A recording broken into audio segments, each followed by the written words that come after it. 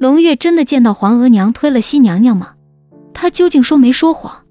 龙月作为《甄嬛传》2大 boss 的亲生娃，那宫斗基因几乎是刻在 DNA 里的。一句皇推西直接让局势反转，本来四大爷对皇后打了熹贵妃最后一胎之事还保持怀疑态度，有了龙月的证词，机会就是给一修定了罪。但龙月真的目睹皇后推了熹贵妃吗？他的那番话究竟是目击证词，还是为了保护萱萱说的谎言？首先，龙月是什么时候进到的假摔现场的呢？通过这几个大全景，我们可以知道，在萱萱喝药进屋前，龙月都是在屋外和弟妹一同玩耍的，但偏偏萱萱进了屋，龙月也消失了。因此可以知道，皇推西事件中，龙月其实一直都在屋内，但很有可能他只是听到看到了个模模糊糊的过程，因为在龙月的视角，真的很像是宜修推了甄嬛，但又不是十分的确定。这个时候就要感谢静妃平时对龙月的耳濡目染了。剧中的静妃不止一次的对龙月渲染过，皇后不是个好人，你的亲娘熹娘娘十分可怜，当年生你多么多么惨，如今又天天被皇后欺负。所以其实在龙月的潜意识中，皇额娘一直就是个坏女人的形象，而熹娘娘就是被她欺负的小可怜。而当天发生之事又十分符合龙月心中对于两人的刻板印象，所以即便他只看到了5分，通过内心的艺术加工皇推西的可信度就上升到了9分。而且当时端妃、静妃、萱萱讨论皇后杀了皇后时，龙月也是搁一边偷听，因此他其实是知道自己额娘与皇后之间的关系并没有那么好。龙月是静妃的贴心小棉袄，虽不是亲娘，但感情十分深厚，所以他很清楚皇额娘、熹娘娘选谁才能讨额娘欢心。更何况萱萱自从回来后，就对自己的大女儿十分上心，人心都是肉长的。龙月对甄嬛即便不如静妃亲厚，但心底还是有几分喜爱的。因此本来就觉得是宜修推了甄嬛的龙月，就更加坚定了皇后的罪行，因此才会将事实说出来。龙月其实是在不经意间撒了这个谎，只能怪宜修坏女人的形象太深入龙月的心了。华妃那么想要孩子，为什么不收养四旦？华妃娘娘虽然宠冠后宫，但无子一直是她最大的心病。为了生娃，她做了许多的努力，但四大爷不想让她有，宫里宫外的医生都不敢发力啊，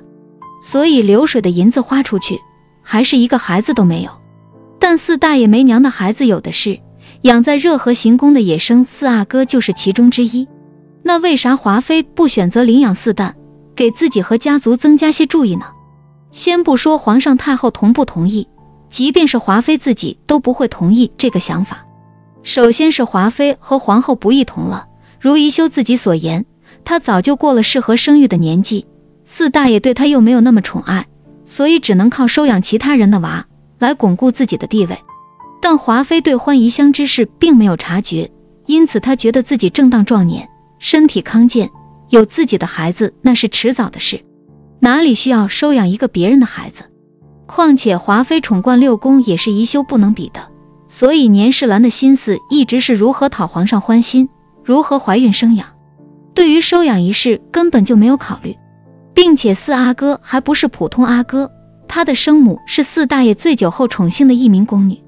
而且李金贵粗鄙丑陋，还差点害得胖菊被老爹惩罚，所以四旦十分不受四大爷喜爱，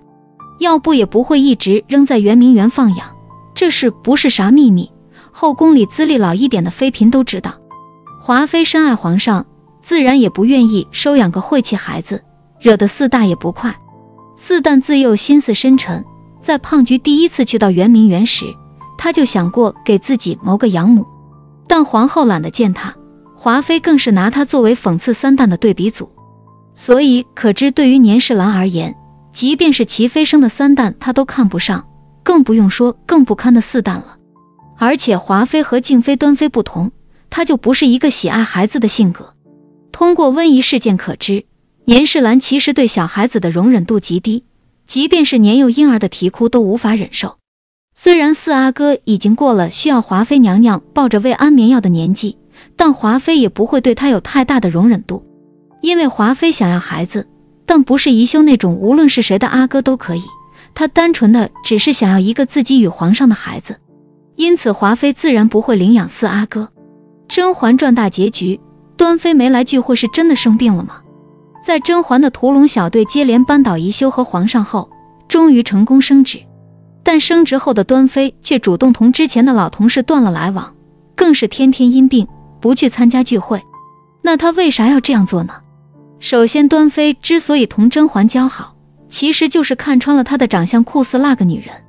当年还在王府时，端妃就给四大爷背了黑锅，一碗药直接让华妃恨毒了她，为此端妃付出了生育和健康的代价，这一辈子都注定只能有一格殿。但端妃并不恨让她蒙受冤屈的四大爷，相反恨上了华妃。她和皇后一样，一开始就知道甄嬛绝非池中之物，所以就想同她结盟报复华妃。为了刷甄嬛好感，一格殿娘娘也是十分努力。温宜木薯粉事件若非有她作伪证，甄嬛也很难从其中脱身。之后更是捡到了香料盒子，暗示甄嬛富察贵人小产之事另有隐情。而轩轩也是很认端妃的示好，不仅托付温实初照顾端妃，更是帮她除掉了心头大患华妃，还给她争取到了温宜承欢膝下。通过送孩子事件，二人的关系拉近了不少。轩轩回宫后，静妃举报锦汐与苏培盛对时，也是通过端妃的帮助解决的。俩人的关系在这个时候也到达了顶峰。但端妃到底是没有看透甄嬛。自从果子狸死后，轩轩就起了屠龙的心思，联合叶澜依，让四大爷的身体虚的不能再虚。更是在胖菊养病期间，不听端妃劝告，将孙答应私通之事活色生香的告诉了四大爷，一番话下来，直接快给胖菊气驾崩了。但端妃对四大爷其实是有真心的，她会十分在乎皇上，所以甄嬛此举就是在往她心口扎刀。她想反抗，但此时的轩轩大权在握，端妃对上她根本没有胜算，所以只能明哲保身。她是个聪明人，懂得与虎谋皮的危险，自己动不了甄嬛，那躲着总行吧，所以干脆装病淡出他们的视线。毕竟她与新嫔不同，新嫔出身低，要依靠甄嬛；也与静妃不同，静妃抚养的胧月是甄嬛的亲生女儿，自己出身高贵，女儿也与甄嬛没有什么关系，自然可以断了联系。而且只有装病，才能让她慢慢淡出视线，不惹轩轩记恨。毕竟端妃对温宜十分疼爱，为了孩子的前程，她也不能当众与甄嬛撕破脸。